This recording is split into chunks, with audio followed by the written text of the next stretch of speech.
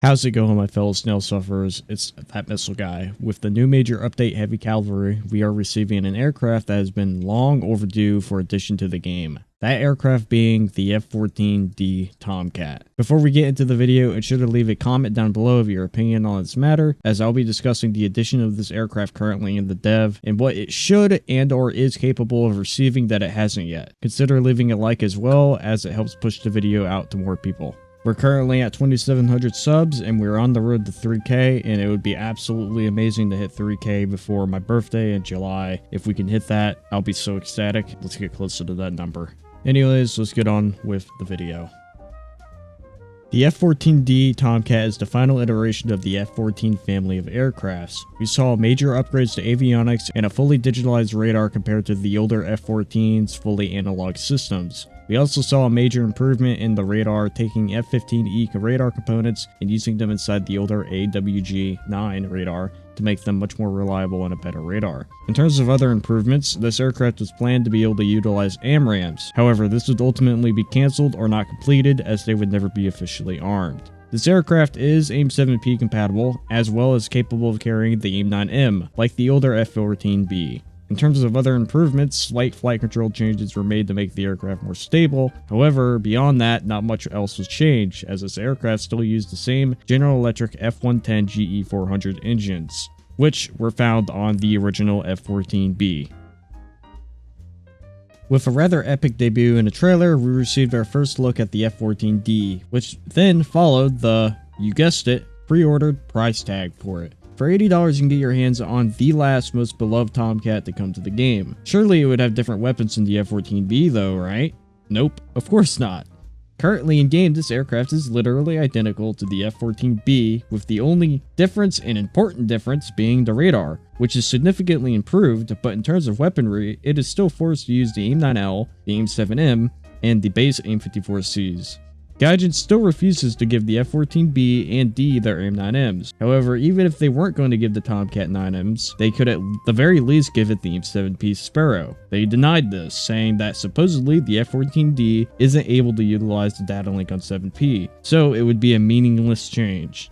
That statement isn't true, as the F-14D was in fact capable of using the data link on the AIM-7P. The problem is most documents proving otherwise are either from sources they don't want to use, either because it's untrustworthy, quote unquote, or it disproves other stuff they've added, or it's restricted, meaning it can't be used by anyone whatsoever anyways. This aircraft is also capable of using the AIM-54C+, which, while it isn't too different from the base AIM-54C, it does come with tracking improvements, a better warhead, and improved ECCM capability, as well as potentially a smokeless burner if they give it the correct booster for it.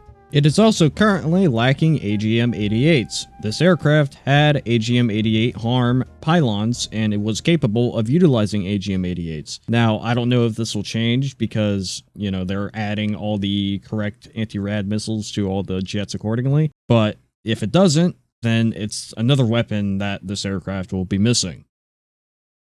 The F-14D should absolutely receive the AIM-7Ps, the upgraded AIM-54s, and AIM-9Ms, while still maintaining a BR of 13.0. It doesn't make sense that at 0.3 higher BR you can have premiums with a fuck ton of IRCCM missiles and Fox 3s, but the F-14D can't have access to missiles like the 7Ps or 9Ms. Keep in mind, with a typical loadout, you would only be able to carry 2 AIM-9Ms, as you would have to use your 2 outside pylons that either carries AIM-54s or your SAR missiles for 2 more if you wanted to use them.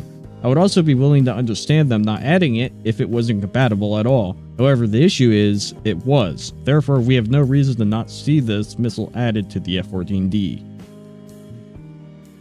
Should we get a tech tree variant? Short answer, yes. Long answer, I don't understand why they would even consider adding this beloved aircraft without a tech tree variant. It's very obvious that they are aware that people want this aircraft, and many people will pay just to have access to it. For that reason, like the Viggen, when it was added, there should be 2 variants added.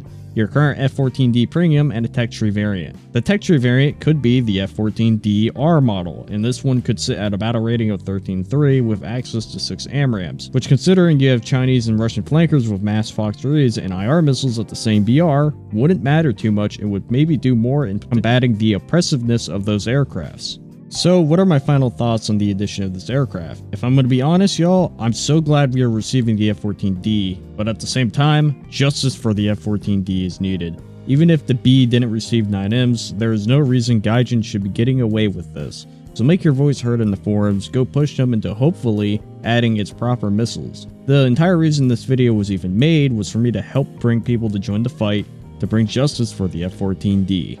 Anyways, that's all I have for you guys today. If you enjoyed this video, consider leaving a like, comment down below your opinion on the matter or other topics you'd like to see. Whether it's aircraft or missiles, I cover everything War Thunder or plane related. Check out my other videos, consider subbing as we are again on the road to 3K and we're closer than ever. Anyways, I hope you all enjoyed my fellow snail sufferers, and I'll see you guys in the next one.